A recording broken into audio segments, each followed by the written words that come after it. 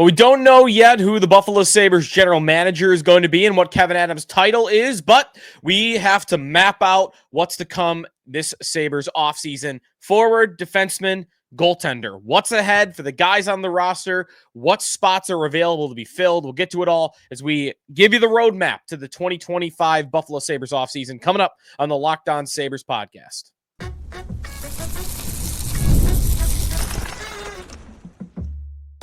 Your Locked On Sabres, your daily podcast on the Buffalo Sabres. Part of the Locked On Podcast Network, your team every day.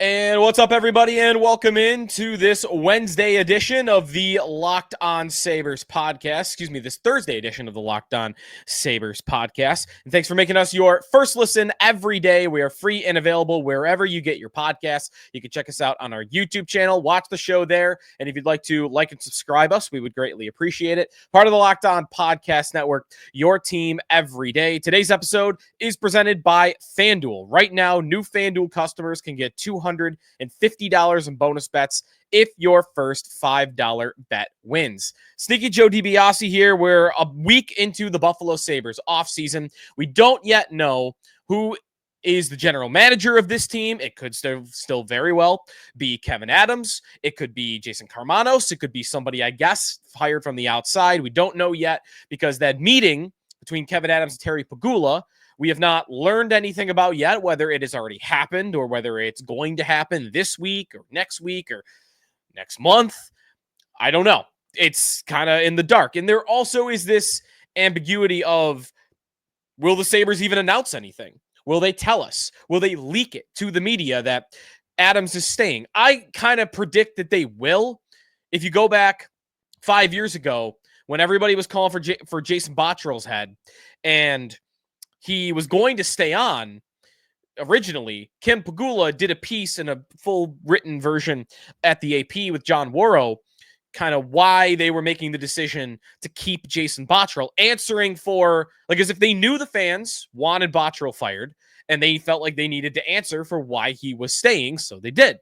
Then they fired him a little bit later, a couple weeks, because of COVID and costs and because he didn't want to fire people and, whatever happened there.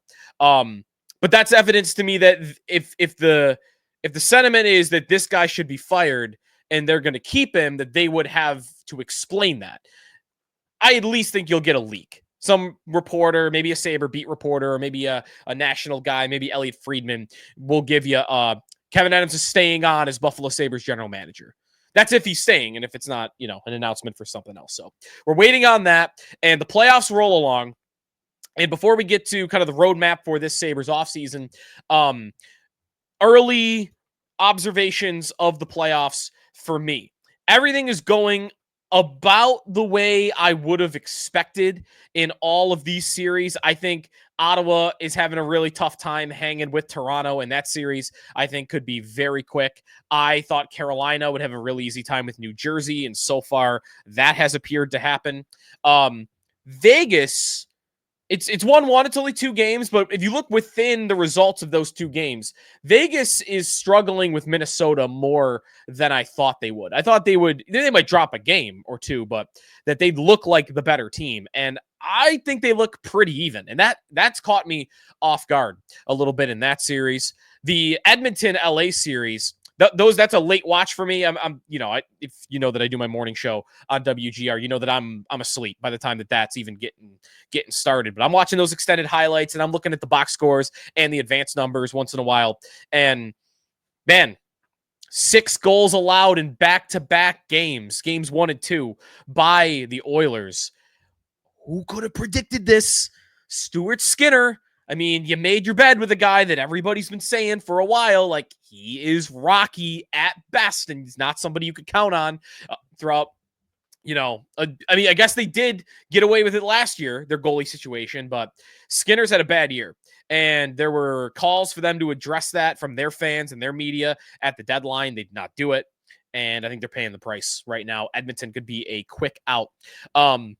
Jeff Skinner, he went from never having played a playoff game to now he better hope he doesn't get swept, because he might still be a guy that never won a playoff game if he doesn't get in a win this series. And I don't know. The Kings look like they might score 1 billion goals the rest of the way. So playoffs have been a good watch so far. But here in Buffalo, of course, we don't have that. And we got to talk offseason here in mid-April, as we are accustomed to doing here on the Locked On Sabres podcast throughout our history. So let's get into it. The roadmap to the offseason, breaking down each position, who's coming back, who needs to be signed, where there are really opportunities for the Sabres to improve, and for whether that's going to be a good route for free agency or for trade. We'll get into it all coming up here on the show. So let's get right into it with forward. And so far, the Sabres have signed and capped a lot of their players that are going to be back for next year. If I read out the top 9 for you, it's kind of already set in stone again, unless there's a trade to come. The top 9 right now: Josh Norris, Tage Thompson, JJ Peterka. I'm just throwing these lines together just for the exercise of it. Yuri Kulik, Jason Zucker, and Alex Tuch. Ryan McLeod, Zach Benson, and Jordan Greenway. That's 9. That's your top 9 right there. Everybody you've got control of. At least only one of those guys you have to sign. Everybody else is under contract. And I think for the most part, everybody is kind of happy with all of them, right? Who of that group of 9 would a fan say, or the Sabres say, that they're not that happy with? Norris, because you want him to stay healthy, right? That's it, right? I think Benson, everybody wants to see take another step and produce a little bit more offense. So that's a guy for this. Kulik, of course, too, naturally from his rookie season to his second season, becoming more of an all-around player than just a goal scorer. But that's your top 9. Now, the rest of them: Jack Quinn, Sam Lafferty, Beck Malenstein, Tyson Kozak, Isaac Rozan, Noah Ostlund, and then Konsta Hellenis. I threw in those couple of prospects at the end, especially Ostlund and Hellenis, who I do not think are going to be making a campaign for the Sabres next season. I think they are much more likely to be in Rochester to start the year. So Quinn is, to me, the guy I want to focus in on here just for a minute. And we'll get into all these players individually. We got a lot of shows coming up throughout the offseason, so we'll get to them one by one. But quickly here, Jack Quinn, he is the obvious candidate for a flip of some sort, a trade, just even not, you're not going to get a lot of value for him right now.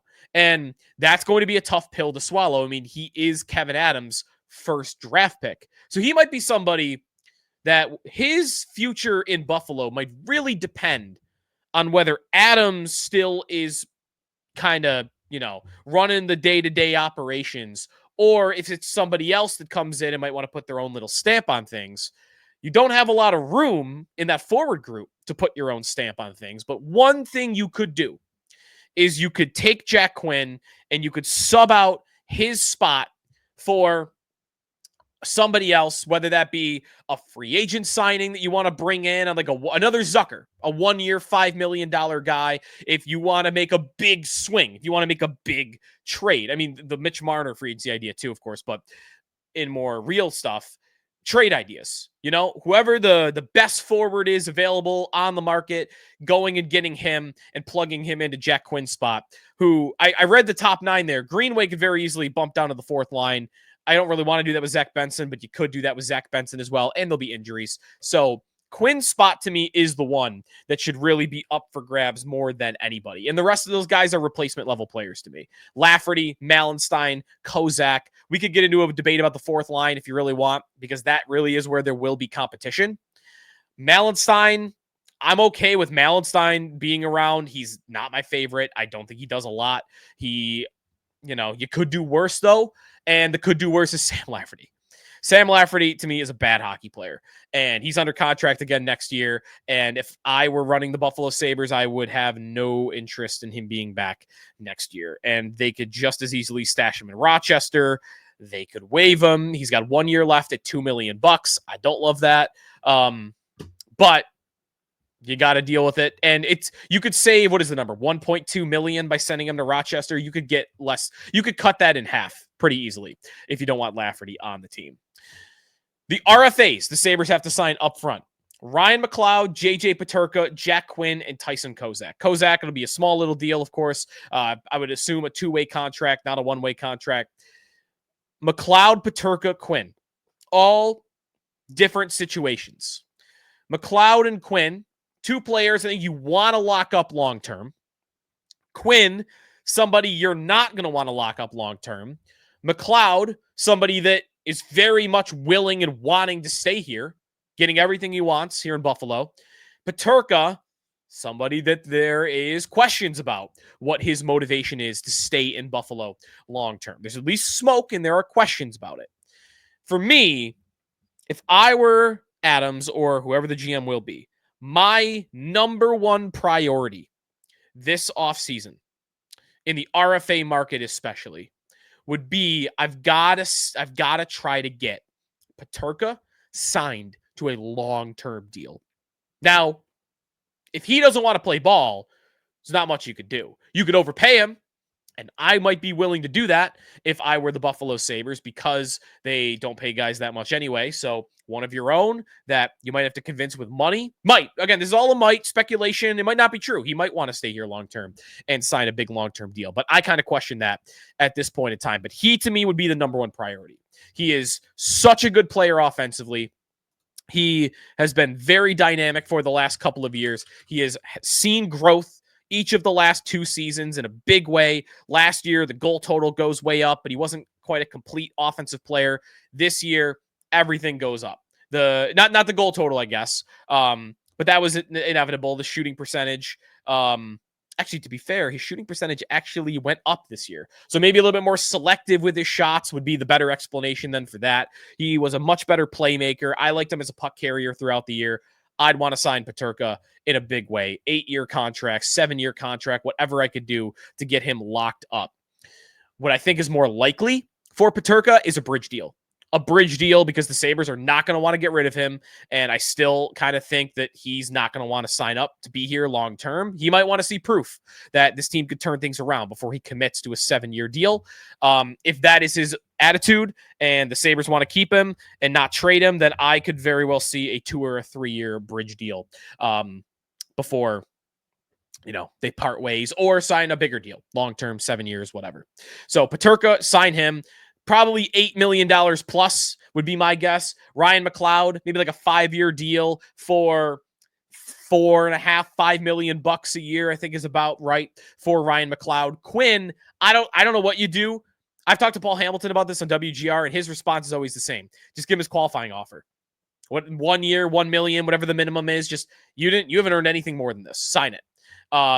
And honestly, that might be the best course of action because Jack Quinn really has not earned anything more than his qualifying offer with this hockey team. I mean, he's hardly deserved a spot in the lineup, if we're being real.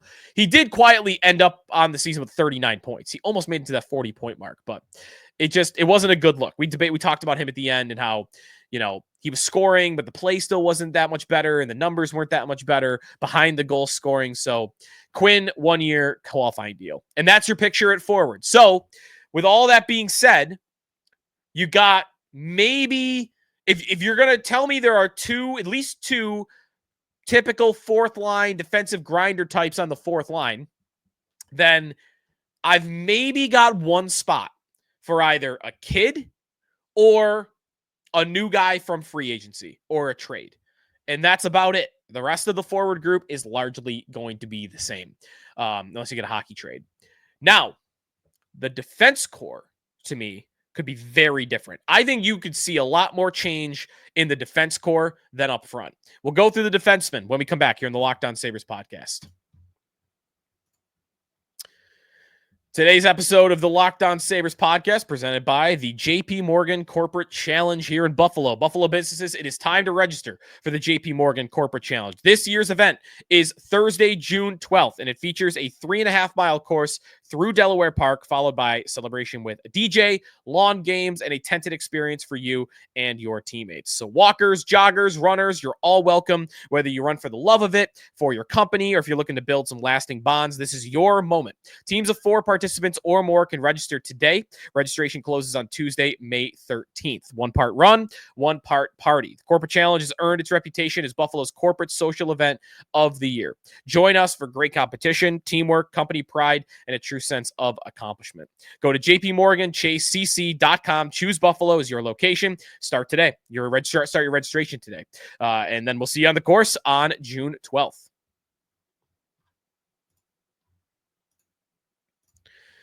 Today's episode of the Locked On Sabres podcast is also presented by wonderful Pistachios. I was on the golf course yesterday, actually, and I love just throwing a bag of pistachios in my bag. It's the healthiest snack for to-go experiences, whether it's golf or whether it's, you're going on a hike or whatever, just doing a long dog walk. So if you're looking for a snack that's both delicious and nutritious, crack into a good source of protein with wonderful pistachios. They are one of the highest protein nuts. Each 1 ounce serving has 6 grams of protein. It gives you over 10% of your daily value. Plus, they are packed with fiber and better for you unsaturated fats to help feeling full longer. I love the no shells variety. They have the shells variety, though, if you like that nice crack and sound. So whether you're running between meetings, dropping off the kids, wonderful pistachios are the snack that works as hard as you do. Get snackin', get crackin' with the snack that packs a protein punch. Visit wonderfulpistachios.com to learn more. Sneaky Joe DiBiase back here on the Locked On Sabres podcast. We map out the Buffalo Sabres offseason. I think there is about one spot without a hockey trade for the Sabres to make a change up front at forward. It might be Jack Quinn's spot, or they could do something in competition with him, but I think that's about it up front. Everybody else is coming back. The blue line, I think, is a different story because to me, the motivation that the Sabres have to improve this offseason should absolutely, it has to come on the blue line. We're going to get to goaltender, and I think there is a legitimate argument to say the Sabres should be different in goal going into next year in a big way. But I don't think they're going to. I would bet they don't. Defensemen, I think they are going to act on the blue line. That's going to be the theme of their offseason. When they walk into to training camp next year, what I think whoever the GM is going to say about why this team is going to be better, I think they're going to point to the differences that they've made on the defense core. So as we look at who's on the defense core, who's under contract, and who they've got to sign or trade, we look at it through this prism to me. The top pair going into the offseason for now is Rasmus Dahlin and Bo Byram. I think Bo Byram played at the end, he wasn't playing with Dahlin, but he was a lot earlier in the year, and that's where he was at his best. So Byram and Dahlin, Owen Power and Matthias Samuelsson, who we'll talk about in a moment here, Connor Clifton, Jacob Bernard Docker, and Jacob Bryson. That's your 7 NHL defensemen that the Buffalo Sabres have the rights to going into this offseason. They have 3 RFA defensemen to sign if I go down into Rochester. Bo Byram, Jacob Bernard Docker, and Ryan Johnson of the Amherst. Those are the 3 guys they got to figure out a contract for. Or figure out something else to do with. And that's where we get to Bo Byram.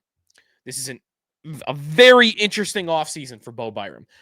My mistake, I am sorry for this because I think I've said it a couple of times throughout the season. I don't remember the last time I would have said it. But if you've listened to the show every day, you might have heard me earlier in the year talk about Byram being able to pull the Reinhardt this offseason and tell the Sabres, I can sign for only 1 year and then you walk me to UFA status. That's incorrect. He has 2 years. 2 years before he can get to UFA status. So the Sabres don't have to be in a rush, and Byram doesn't have a lot of leverage right now. He will have more leverage next year, or the year after, really. That's where a contract is interesting here. Byram, what he could do is say, I signed a 2-year deal.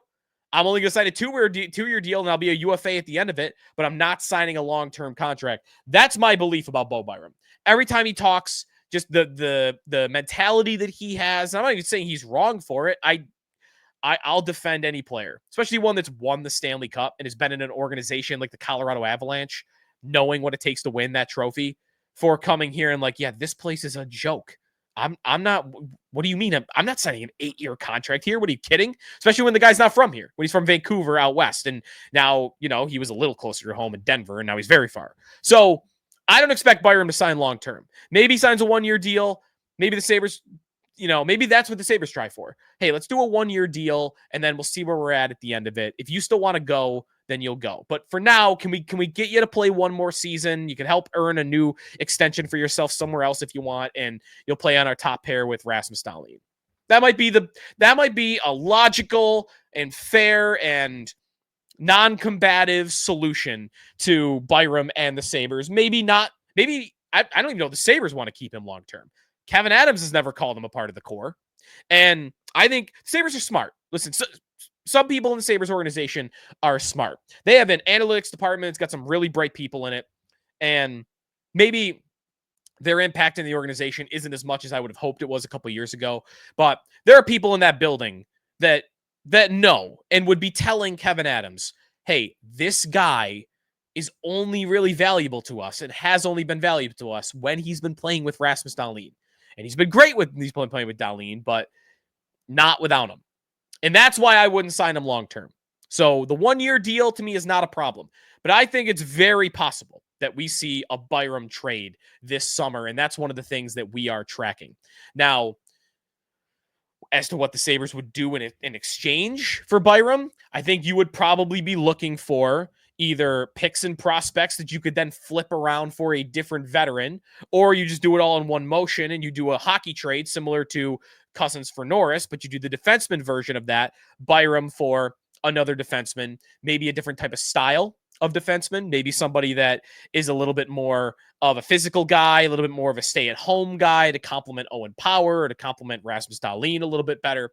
That, to me, is what I would go for. And really, what I would be hoping is that the Sabres could flip through, again, one move or a series of moves this offseason. Flip Byram, a guy that plays great with Dahlin, but doesn't play great with Power, for a guy that plays great with Owen Power. And I don't even care if he plays great with Rasmus Dahlin, because part of the Dahlin point is almost everybody plays pretty well with Rasmus Dahlin. Almost everybody. Samuelsson earned a contract off it, right? Bryson's numbers are great with Dahlin. So, to me, it's about finding the Owen Power partner.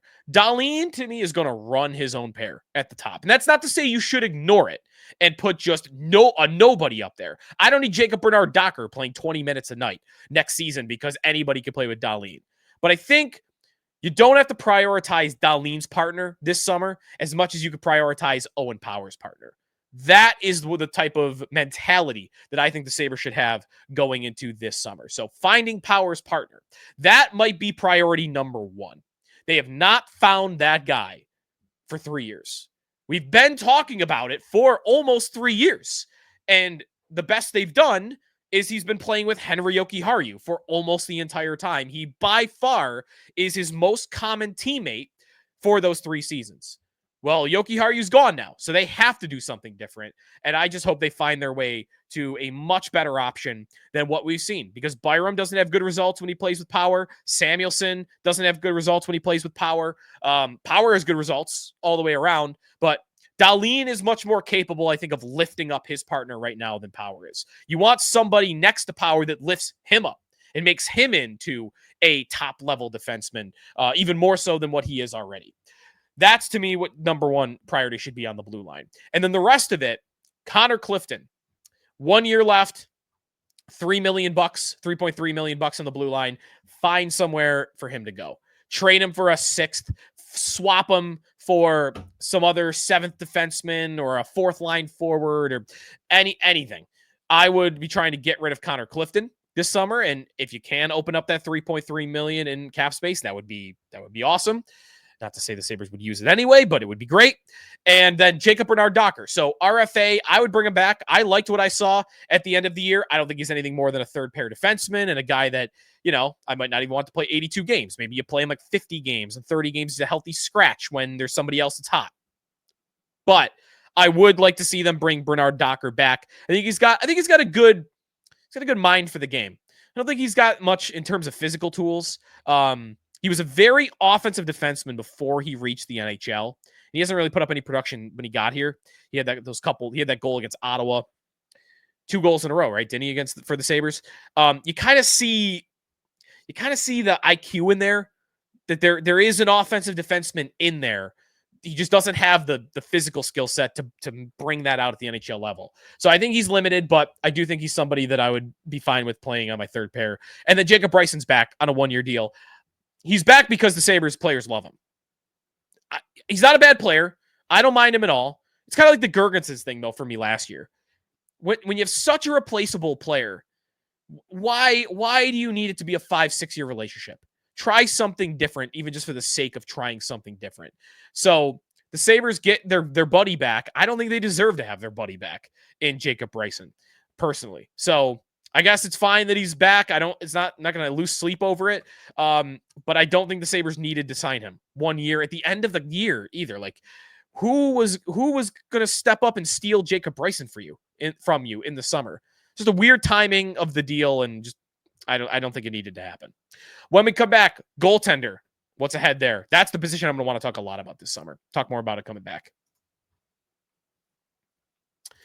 This episode of the Locked On Sabres podcast is presented by FanDuel Sportsbook. The playoffs are here, and FanDuel is giving new customers an incredible way to get in on the action. So look around at all those different games tonight, whether it is Ottawa at, not Ottawa, Toronto at plus 106 would be the one that I like. Florida at plus 105. There's Minnesota plus 132 at home against Vegas. You got a lot of great action in the playoffs, and it's not just hockey, of course, it's the NBA too.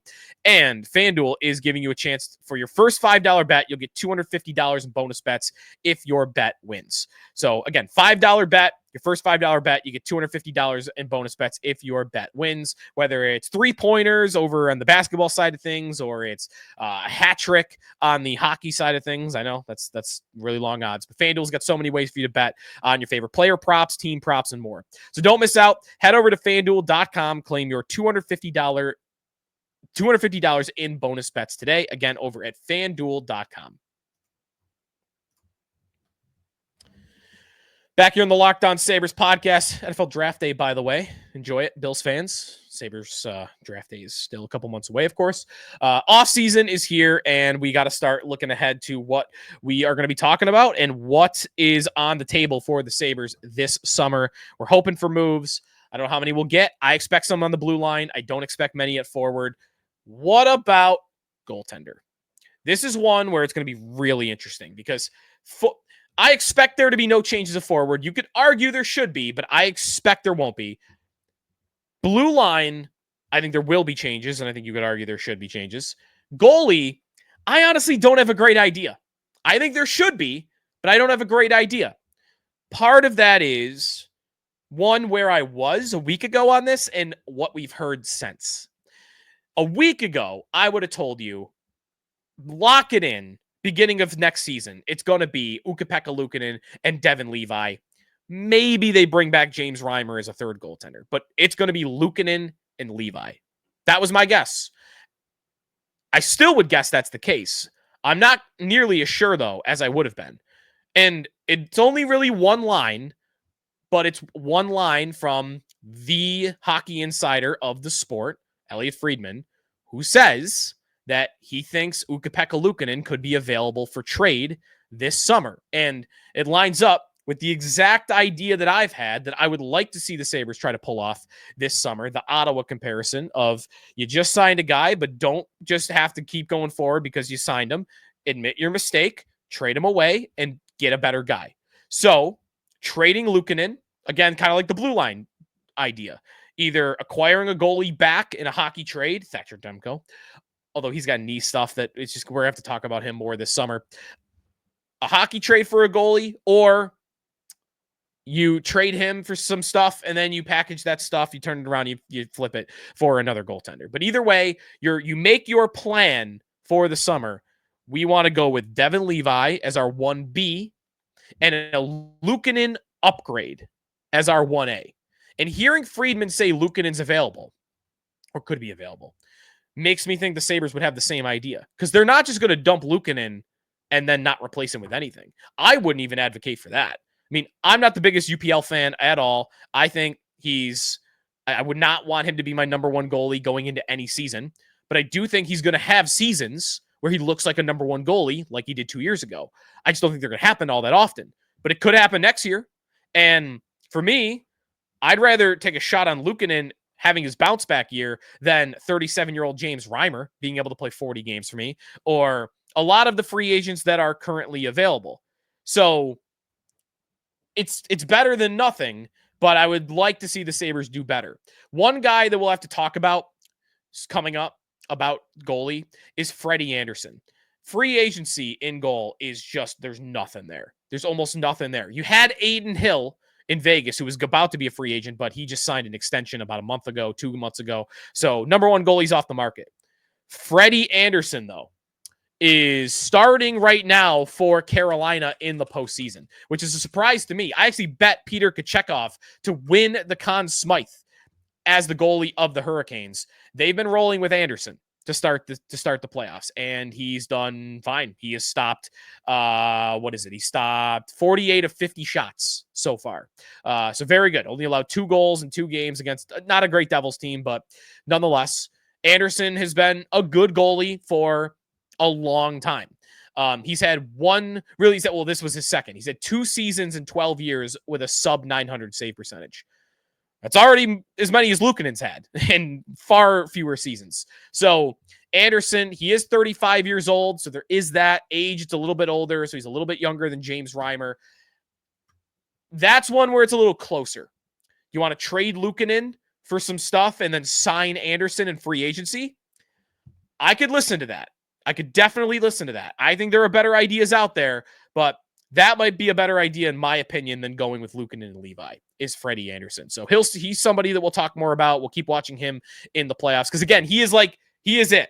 He is the only free agent goalie. You shoot me one on our text line or on Twitter if you think I'm forgetting somebody. I've got the list in front of me, though. There's no other name that I'm really that intrigued by other than Anderson. So that's what we've got coming up for the goaltender position this summer. And that's going to do it for us today here on Locked On Sabres. The playoffs roll along, though, so if you're still looking to listen to some hockey talk, be sure to check out Locked On NHL Game Night. Make them your second listen. Every game, every night until Stanley Cup champion is crowned, you get your local analysis on a national scale. Find NHL Game Night on Locked On NHL on YouTube or wherever you listen to your podcasts.